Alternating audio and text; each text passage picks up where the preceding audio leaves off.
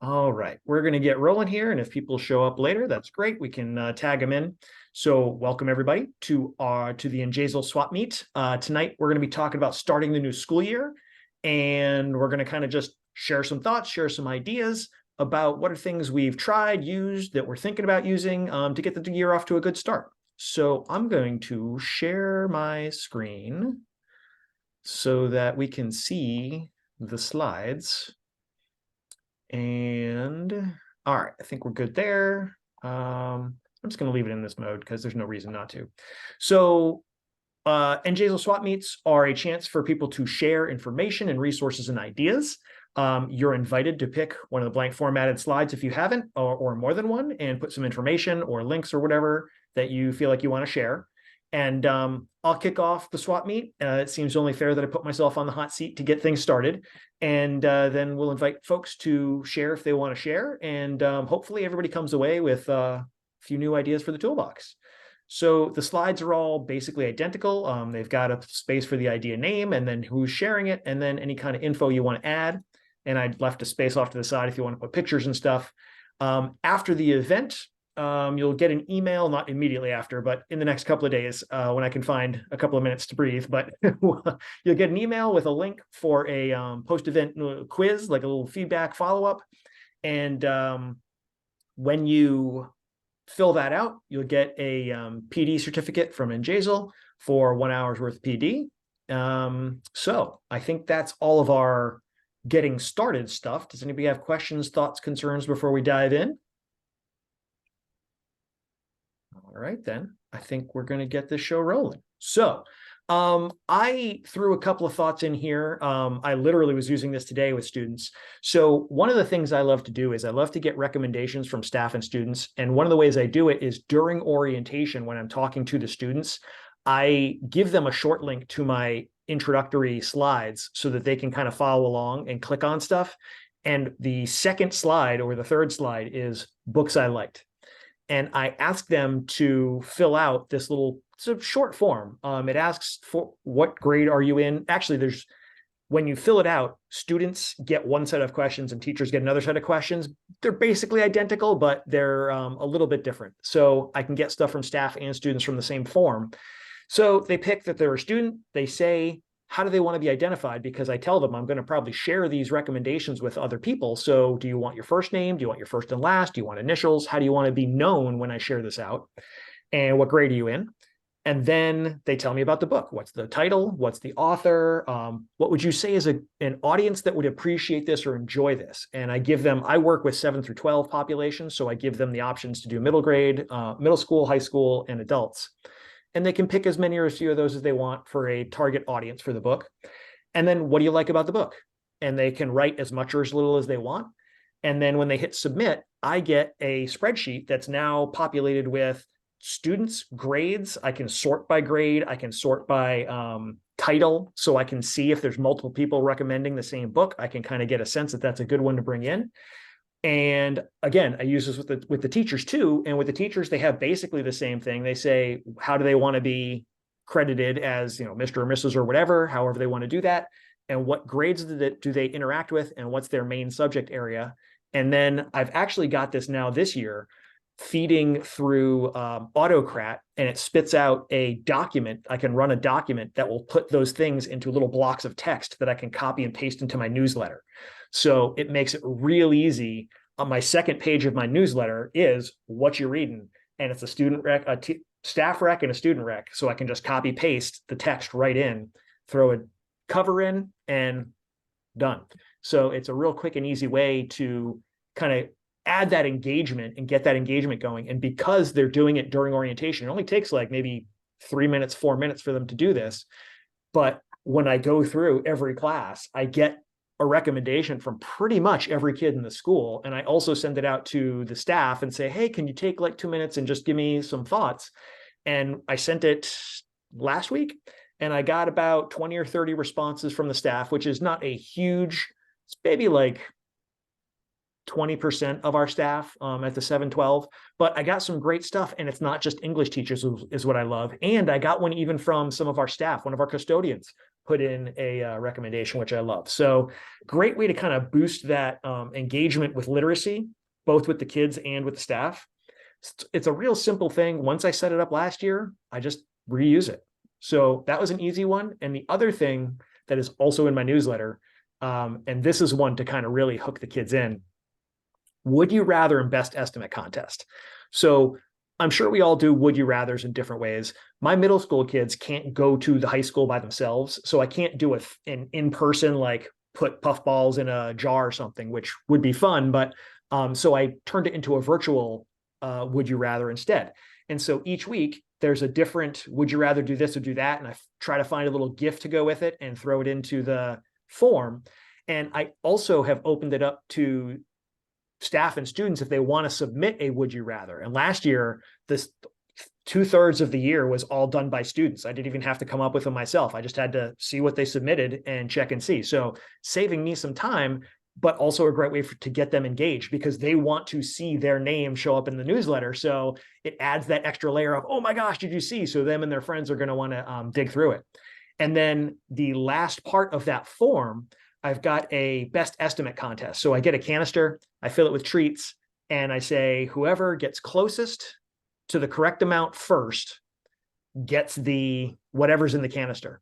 And I make that, it's to get to this, to get to both of these, it's the last line of the second page of the newsletter. So they have to at least glance at the other sections of the newsletter to get there.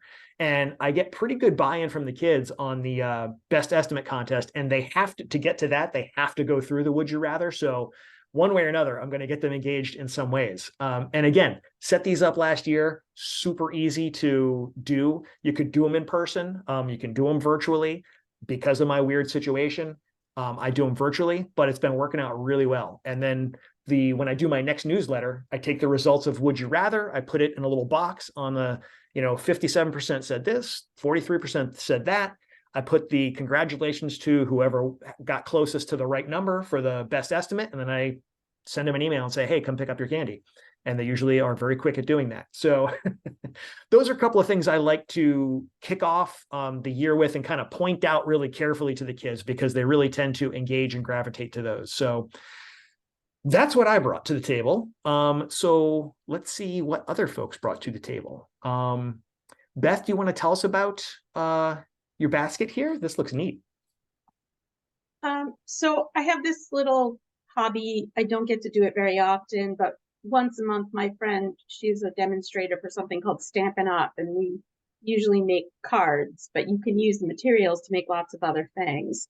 So she gets more excited about this than I do mostly. This year's, the basket was, this was just a simple one because my principal decided on learning as a journey as a theme. So I thought journey, trail mix, and we just typed and printed and cut out those circles. And there's a little band around each piece, around each trail mix. And sometimes I go around and hand them out. And then that way I get to chat with everybody.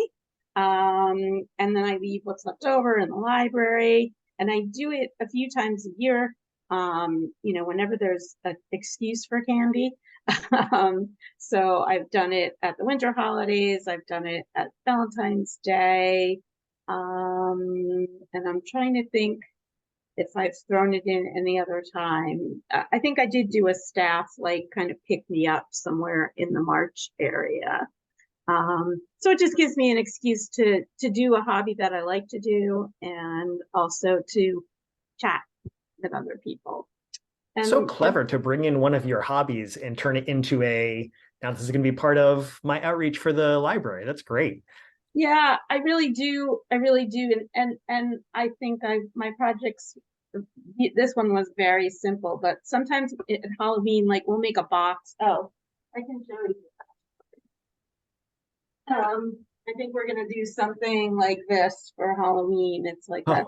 You can make a bag and then put little treats in it. They're gonna love this one. It's gonna take a little more production, but it's fun for me. It kind of Um, reminds me a little bit of Kim Zito used to do these little cubes that she had. Each side had different information about the library, like the logins for yes. the databases or whatever. And she'd put like little treats inside. So that was sort of her getting to know the teacher orientation thing. But tell me, this Stamping Up, is that like an actual thing It's a that stamps company. up? It's a Oh, company based in Utah, and they are internationals. They print their stamps also in French. My friend has been doing this for 25 years. I can show you. I'm trying to find some out.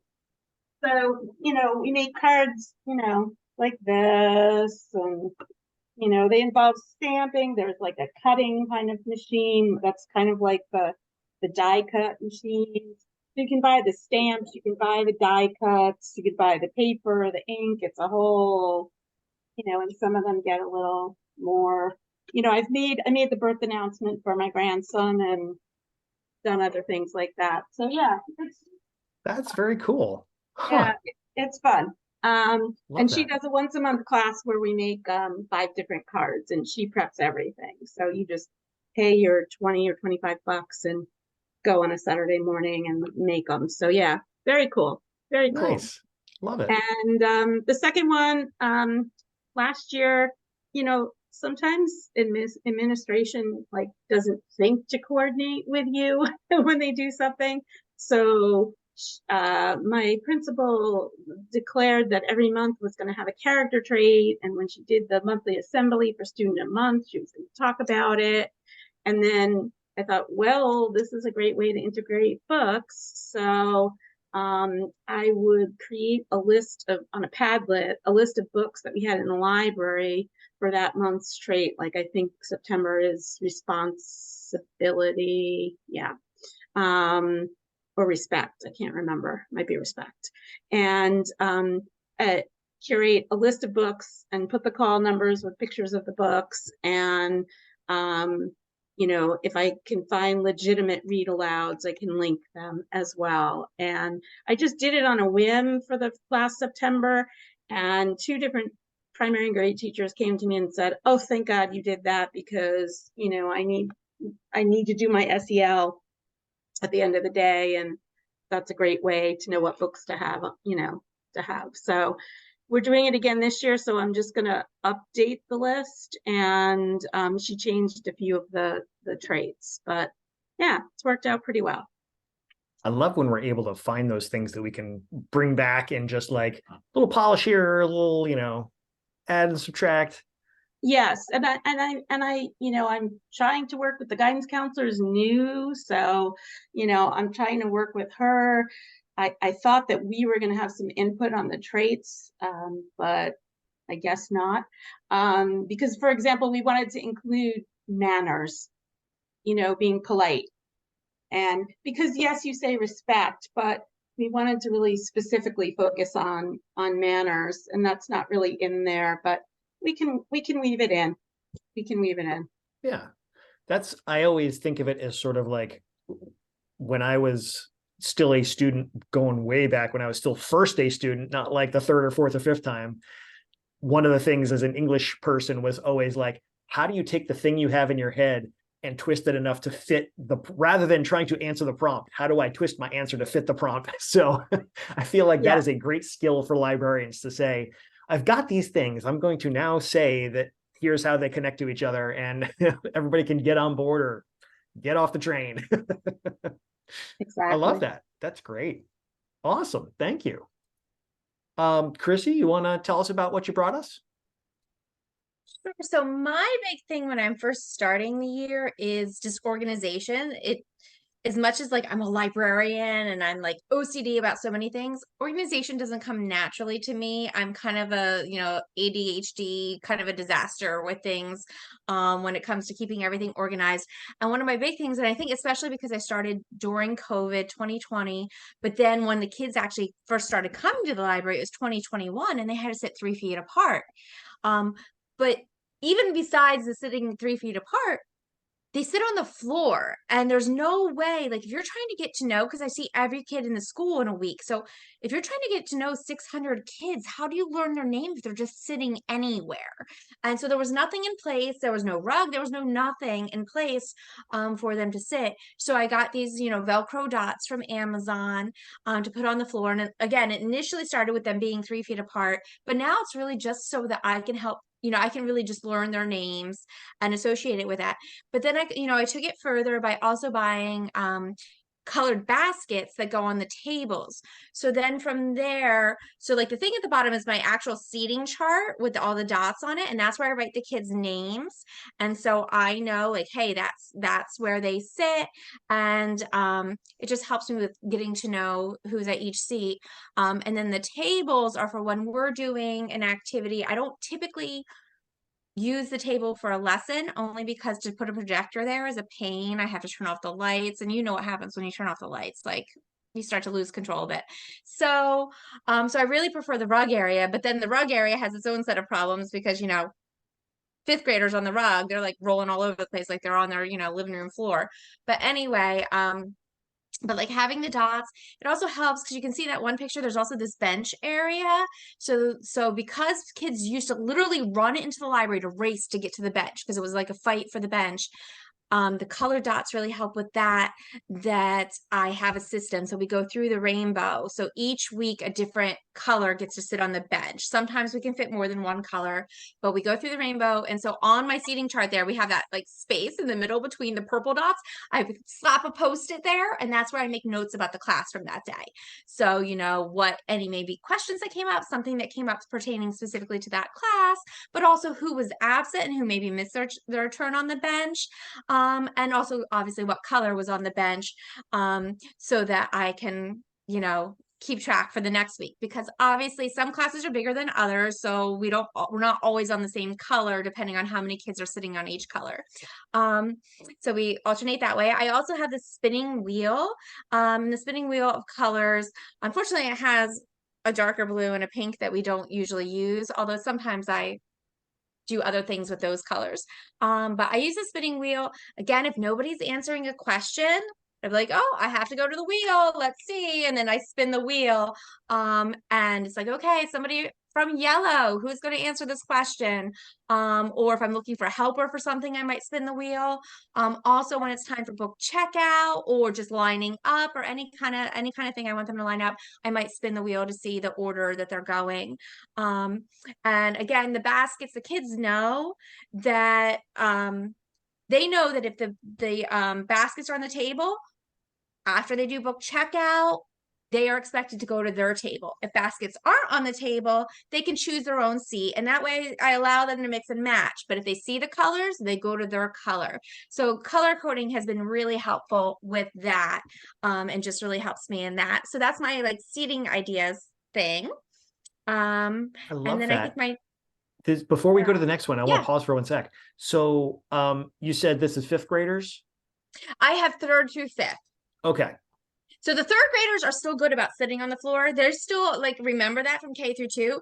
The 5th graders are so far removed from that. It's like they're lounging, like they're just, and so that's where I do have issues with them sometimes, that I really would love to get an actual projector installed at the tables so we could sit there more, because obviously if we're using Chromebooks, I don't want them sitting on the floor, so then we have to go to the tables. But then again, it's its own set of problems. I have to run an extension cord, I have to turn off the lights, and so it's each side has its pros and cons. And Yeah. so, and actually before we get to the next one, I will point out in that one picture you can see on the where it says picture books, you can see all the stuffed animals up along the top, and that kind of brings me to my next thing. So I collect, well, I'm a collector of all sorts of things, but I also collect picture book stuffed animals. Kohl's, you gotta love it. So I collect picture book stuffed animals, and so I do put them above the shelves where those books are. So it is really helpful because kids can spot it. They see Elephant and Piggy and they know that's where the Elephant and Piggy books are. And that's what I kind of use for landmarks. So I have landmarks throughout the library because especially like during book checkout, I'm the only person there. So I'm checking out the books. I'm stuck behind the desk checking out the books. But of course, kids are coming up and it's like, where's this? Where is that? And like you walk away from that desk to help one student. Next thing you know, it's like it's time to go. And you still have a line of kids that need to check out. So I have these different landmarks throughout. So I have one in the fiction section. I have big, bright, colorful letters that my nieces painted for me. They're just letters I got at, wherever craft store, and they painted them for me. So like, if a student comes and asks for Diary of a Wimpy Kid, I'm like, oh, the author, and like, I'm always trying to reinforce the author. The author of that is Jeff Kinney. Go to the K. And that is where I use a laser pointer. So I have a laser pointer that's also my clicker for my slides. Because I make every read aloud I do, I turn into a Google slideshow. Like I literally take a picture of every page and make it a Google slideshow. So they can see the images, but also for my special ed classes and my bilingual classes, I can either add text for my bilingual classes, like I can add translation, or I can at least read like sing along. I follow the words as I'm reading.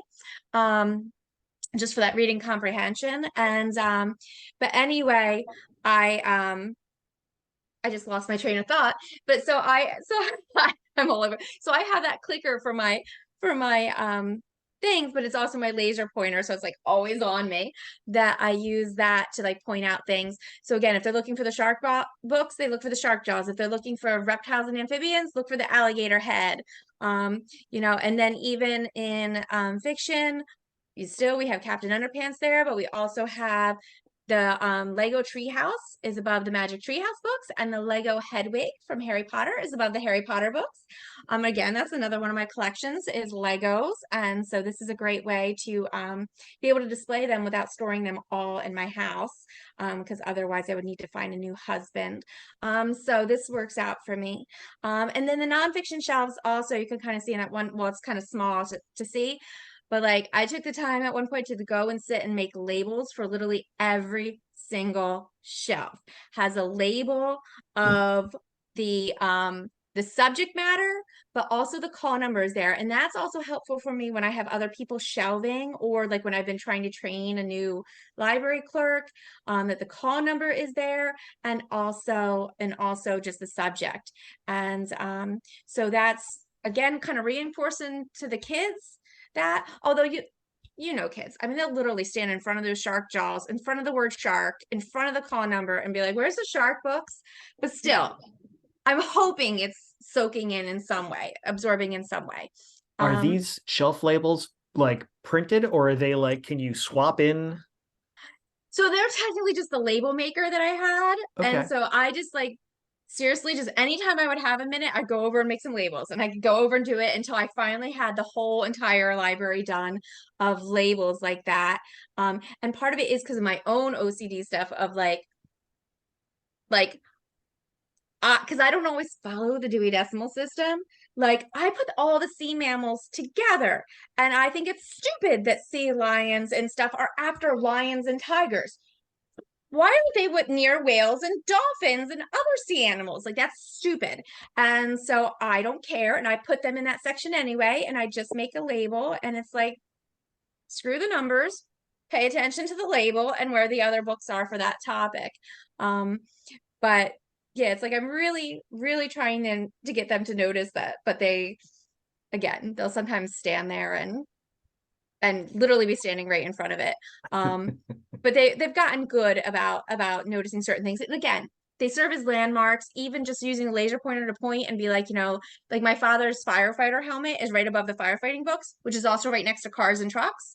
So, I just point, I said, you see the firefighter helmet? Cars and trucks are one shelf over. Or, oh, this is that, because I now know where they are, that I can say one shelf over. Or, oh, you see the letter K, 2 shelves down. And usually if they're listening, it really does help me out, because otherwise, and I also do have, I didn't put a link in for it, but I also do have, I don't use it all the time, but I have a speaker, like one of those ones that clips on, and I have the microphone. And so when they're not going the right direction, it's like, nope, nope, nope, to your, well, even left and right gets lost with them, but nope, no, see that, keep going. And so, so I really just try to reinforce that and try to make my job a little bit easier, because otherwise it all gets lost. Oh yeah. And I didn't have time to go and add a slide for this. Most of you, I'm sure, have probably already seen your classes, but I just saw my third graders last week, and now I'm seeing everybody again this week because we had Chromebook distribution. But I have to tell you, it's been a big hit with the kids. Is you guys know that? I hope you know. If you don't, I wish I'll have to go in and make a slide because you have to know this. The Mr. Garvey sketch with Key and Peele substitute teacher skit. Please don't tell me you don't know it. Jake No. Crellin, Aaron? Aaron, Balake. Balake. Anyway, so I've always wanted to use that with students, but it's not age appropriate for the younger kids. So then thankfully though, they went and made a Mr. Garvey commercial for Paramount for the streaming network. And so it's like Blaze, but he's like I forget what he even says. Dora, but he says Dura or Dora. And so Dora the Explorer's in there, Blue from Blue's Clues, and he says be Louie. And so I've been using that, and the kids are like cracking up. And so with my third graders, I say, I don't want to be a Mr. Garvey. I want you to tell me how to say your name. I want to make sure I say it correctly, because I always explain like names don't necessarily follow English language rules. My name's Christine, but if it followed the rule of an E after, you know, another vowel, you would think it would be Christine.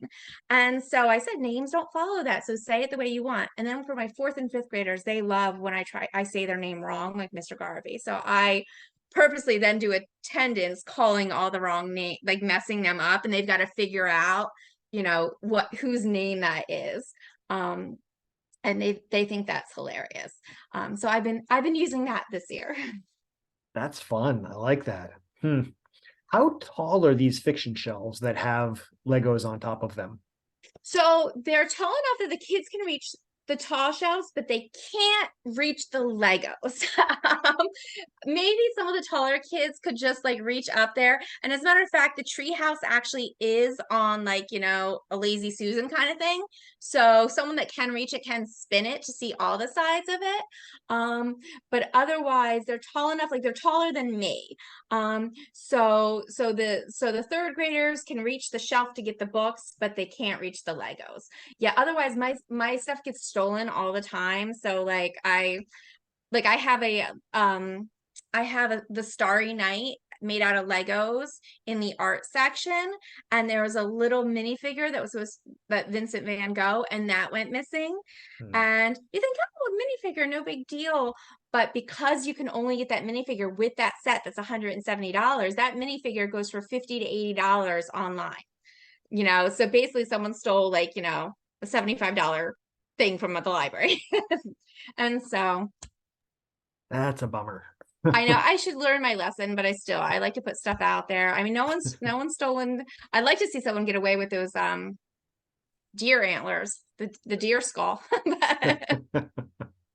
I see in the background on this top Yeah. picture, it looks like there's something hanging from the ceiling. Is that part of a that landmark? is a little video game controller that is hanging above the video game books.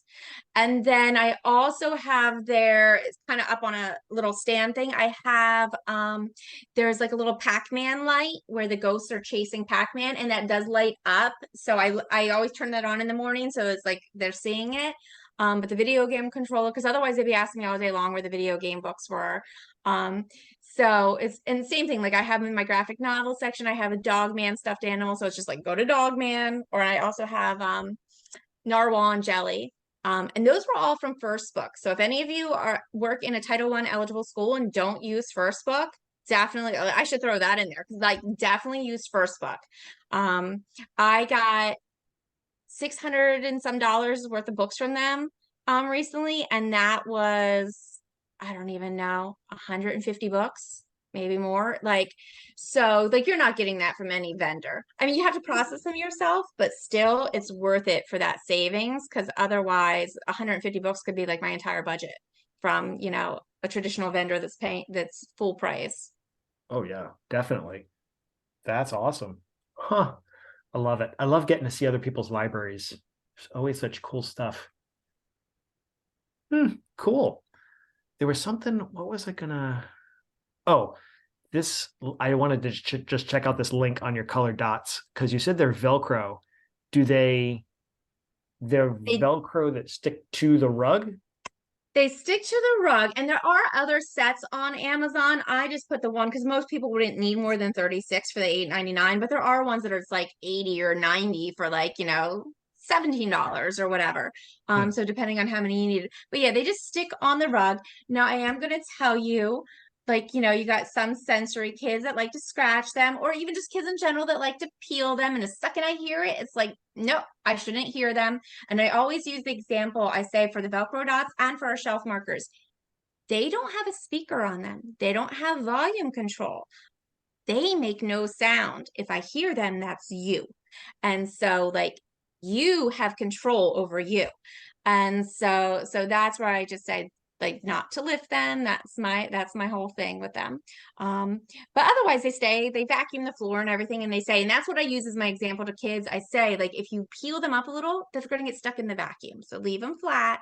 And so yeah, but they vacuum and everything like that right over them, and it's fine. And I pull them up at the end of the school year so that they can steam clean the carpet over the summer, and then I just put them back down, and they're good to go.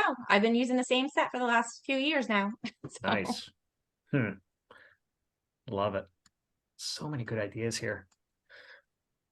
Sorry, yeah, I'm getting. I love your idea with the book I like thing, 'cause I do a Google form for like personalized book recommendations. Mhm. And I've done a form before for like at end of the year, like summer reading, like, hey, people recommend these. But I really like that for even the beginning of the year, because like one of the things I do just when I have a few minutes, or if I'm trying to like, draw attention to the book that needs some love or whatever, I just do like what I call book shout outs. They're just like mini. Or Amy Gazella, you guys all know her through thing. Yeah, she does the book shout outs too. And it was like, oh, I'm totally taking book shout outs instead of a book talk. It's just a shout out. It's just a quick hey. And so it's nice, because you can literally have a stack of books in the morning and just start with one at a class. Someone will scoop that up. So then the next class you pull another one and do a shout out, and someone will scoop that up, and other kids are putting them on hold. And it's just like a 2-minute shout out. That's it. But I love this idea because it's also a great way to do almost like a sub plan. That's a very easy sub plan to leave for a sub that kids fill out this Google form, and maybe they do just do a quick book thing, like they discuss it and like, here's the book I recommended and here's the reason why. But that's a great thing just to have as a link for that. I hadn't thought of that, but that's a good idea. I'm going to steal that. Sub That's plans, great. I think, are like the hardest thing because I sometimes feel like it's more work to be out. Oh, it is 100% more work to be out, without a doubt. I created a choice board, and it's like 6 different things, and that's like my backup kind of thing. If although I've never been out and missed a class, I've only ever been out like on my flex week or on a day like where I can reschedule the class, because I alternate fixed week schedule and flex week schedule. Fixed week is my all 32 classes. Flex week is when teachers sign up. So then I like reschedule them for a different flex week if I miss it. So that's when I schedule my doctor's appointments. I already block it off. So I've never actually been out, but that's my go-to if need be is my choice board. Very And clever. so I like that. One thing I love to do with students when I have them as a class, I don't get to see students really in a regular fashion these days, but one of my first day activities was a slideshow that the kids made a flag that represented who they were and just said a little bit about here's why these things represent me, the color. Like I had links to like color symbols and like what these symbols stand for and different kinds of things, and then they recorded a video of themselves introducing themselves and saying their name. So I had a video I could go back and watch as many times as I wanted to try and get names down, because there were so many times I feel like I was saying what the kid was saying, but they would, no, that's not it, and they'd say it again. So like this way it's not on the kid to have to repeat over and over again. I can go back and play it over and over again as much as I need to get it down. So that's a fun one, but I don't see the kids on a regular enough basis to make that something I can do with them now. But can I tell you, the name thing is such an issue because kids, you always have those kids who are like, it's actually really sad when, you're like, you see the name and it's like, oh, is it Brianna or Brianna? whatever you want to say, whatever you want to call me. And it's like, no, that's your name. Like, how do you want me to say it? And they'll just say that. And I always tell them, I said, when I worked at the public library, there was a volunteer that would come in there, and she once called me Sharon. And I felt awkward, like correcting her. So I didn't. And then you know what? For 3 years, I was Sharon. And so I tell the kids, I use that as an example, and I say, you know what? Don't be a Sharon. Unless, of course, your name is Sharon, then totally be Sharon. But if your name is not Sharon, don't be a Sharon. Yep. I used to make a big thing about trying to make sure I got kids' names right because I wanted to get kids' names right. And I had a kid, it was fairly early in my career. The last day of school came to me and said, by the way, you say my name this way. I was like, I'm never going to see you again. And you have let me do this for 40 weeks. Yep. I had a student, we called her Janani. That's what her teacher called her, like in third grade, Janani. So we all said Janani for a full year. She was Janani. The next year she's with a new teacher. And I guess whether she felt the confidence to speak up or the teacher just happened to say it right, who knows? But when she came to library and I was like, oh, hi, Janani. And I said Janani, she's like, it's actually Janani. And I'm like, what? You speak up? Like it was a whole year of calling you the wrong thing, or saying your name incorrectly. It's like, speak up. And so I mean, thankfully now she did, but it's just, I just felt so bad to know that for a year I was calling her the wrong name, or saying it the wrong way. Kim, I don't want to put you on the spot, but if you have something you want to share, you are more than welcome to. I know that you are pretty busy, Well, so you don't have to no, feel the need to chime in. I do have something that I do at my school for parent orientation that I do. Actually, we're having it tomorrow at my school parent orientation. I do a little free library and a grab and go. So to get familiar with the parents and the parents to get familiar with the library in the school, I just read out some books and I don't go on my shelf anymore. I get a card, take a big old beautiful sign, grab and go to the little library. We have pre-K 8 in our school, so it's different grade level books. I just read out them through from each grade level. And then as the parents are coming in, last year I did it right at the main entrance. I set up a little area in the main entrance. And when they came in, they came directly to me.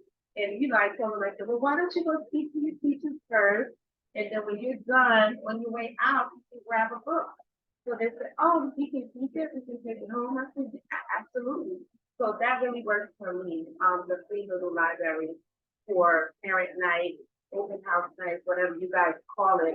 And I just leave it throughout the year outside of the library at my school. So when I'm not there during my lunchtime or I'm in another meeting or something, and the kids come by, they know that those books are there for them, and they grab them up, and they come looking for more. I love and they're that. just excited that they don't have to give it back; they can keep the book.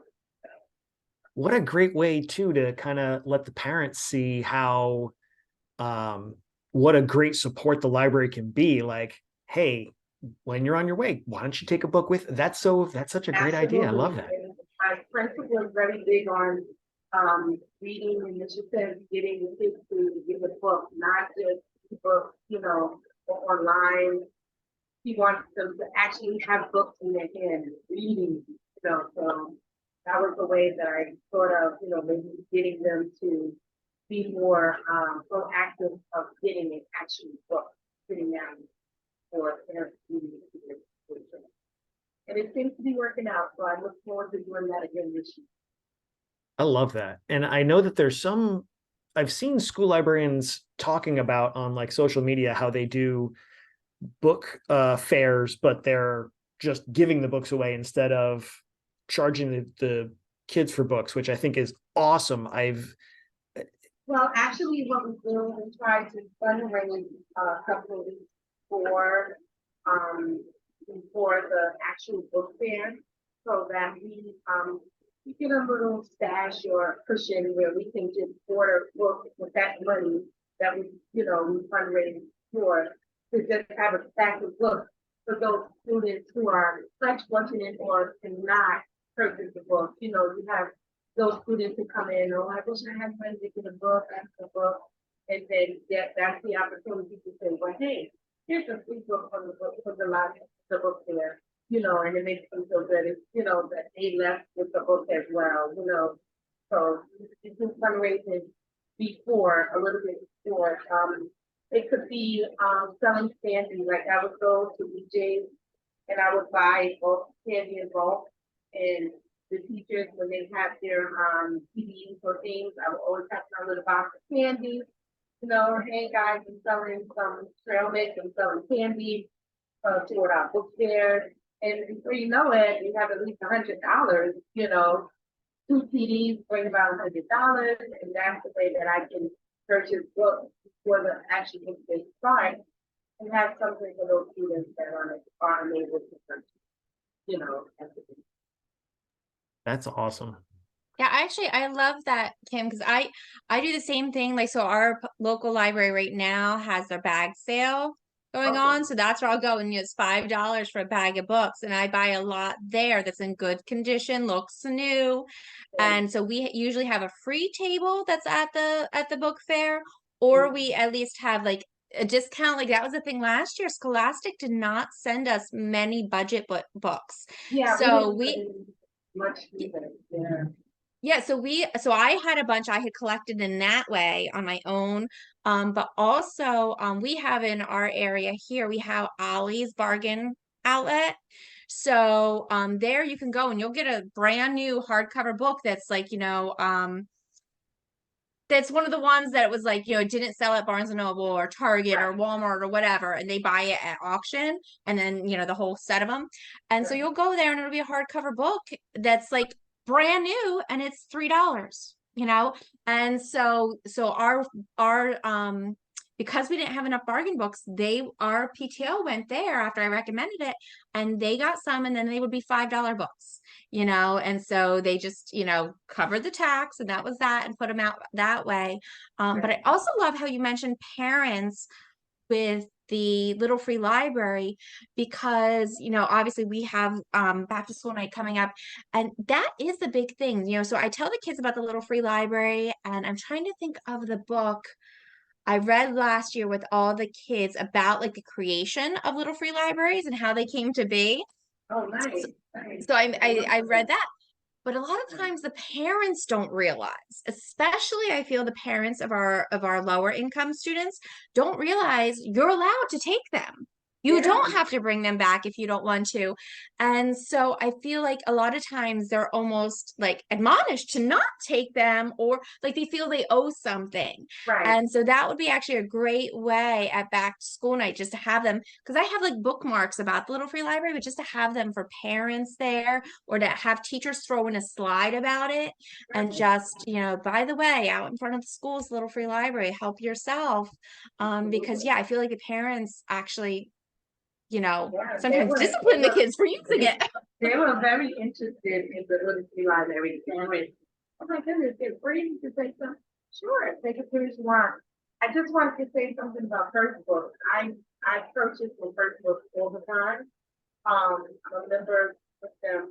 They also have book banks, which is good. Book banks are they'll send me a text. You can get a bulk of books, the same title. I'm gonna say maybe 6 books, the same title for $24.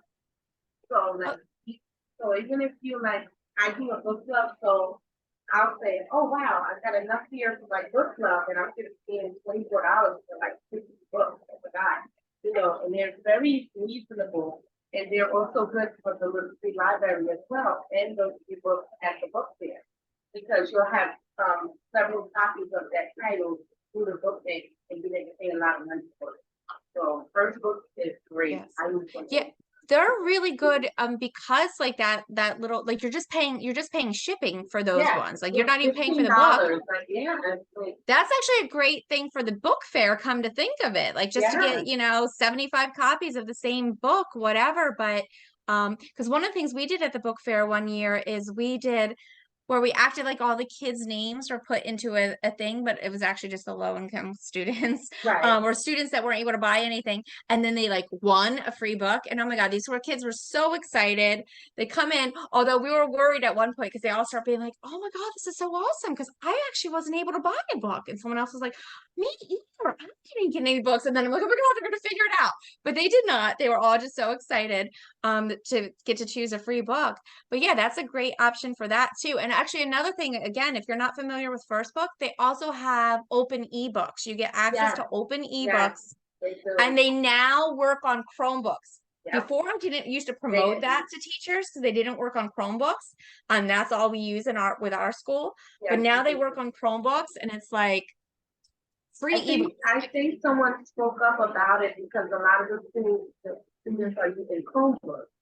So like you said, they wasn't using the Chrome, it wasn't compatible with the Chromebook. So I think that's why they made that change, because most of the schools are using the Chromebook in the class and or at home, their home device are But Chromebooks. it's also just a great way to promote literacy beyond the student and also within the family, because Absolutely. Open eBooks has ebooks for all ages, including All adults, ages. and you can use up to 5 devices for one Yeah. account.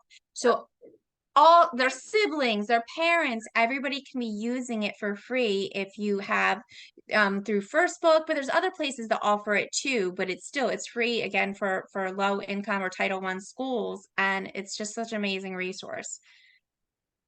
Anyway, That's really cool. First Book is great. It is a great company. I was looking at the chat and the conversation about student names and getting the version of their preferred name. And I'm going to say, if you have the ability to switch from Destiny to something else, think about going to Access It, because the cost is basically the same. And I just checked because you got me wondering, but it pulls data from your management system, but it has a field for preferred name, and it doesn't reset it even though it's pulling the student data from the management system. So it keeps that field as whatever you set it to, which is kind of awesome. I love that you said that, Steve, because that was actually one of the things we were pushed back against doing Access It because of our tech department and the fact that our Chromebooks were through Destiny.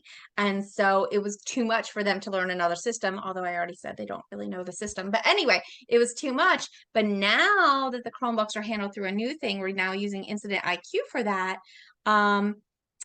We can now use we could switch over if we want. So that might be something we're looking to do in the spring when Destiny is up for renewal.